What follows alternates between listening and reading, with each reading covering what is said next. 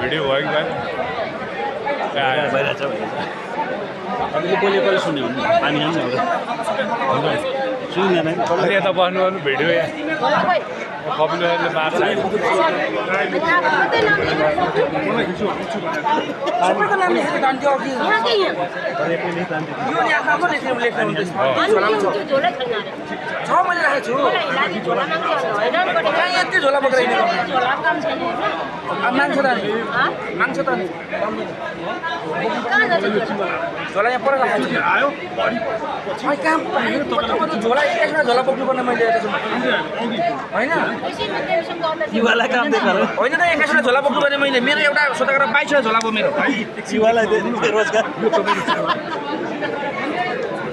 भयो अब एक्सनमा जान्छु नजानुस् एक्सनमा भन्नुभयो त सायद तपाईँलाई पनि त्यस्तै भयो त्यसैले मैले सबैलाई हात जोडेर भन्न चाहन्छु कि पाकेको फर्सीमा नेपाली काङ्ग्रेसको झन्डा गाडेर देश बन्दैन।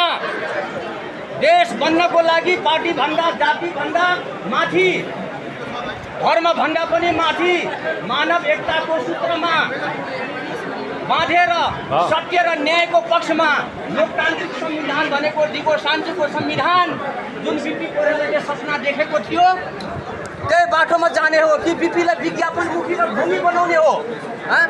त्यसैले यो पार्टीलाई चाहिँ तपाईँको अनेकतामा रहेको जातमा धर्ममा क्षेत्रमा यो सबैलाई एक ठाउँमा ल्याउने पार्टी जोगाउने प्रमुख जिम्मेवारी कसको हो?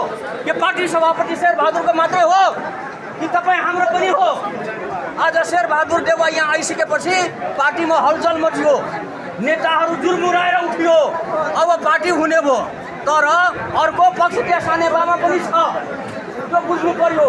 त्यसैले अनेकतामा रहेको नेपाली काङ्ग्रेसका विभिन्न विचारधाराका वैज्ञानिक साथीहरूले एकताको सूत्रमा बाँधेर न्यायमूलक यो देश कसरी बनाउने हो, देश कसरी जोगाउने हो, यतातिर ध्यान केन्द्रित हुनु पर्यो। किन कम बोल्ने हो? तपाईँले भनेर कम बोल्ने? तपाईँ को हो मलाई रोक्ने?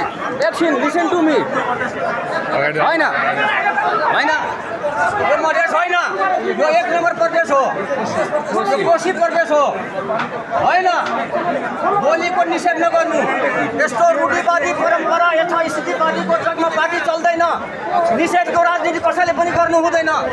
या निषेधको राजनीति कसैले पनि नगरौँ। यो पोलिटिकल कुरा हो। पोलिटिकल कुरा तपाईँहरूले सुन्नुपर्छ, बुझ्नुपर्छ, जान्नुपर्छ। हामी पनि घाँस काट्दै काट्दै गरेर भैँसी चराउँदै गरेर यहाँसम्म आइपुगेको मान्छे होइन र है।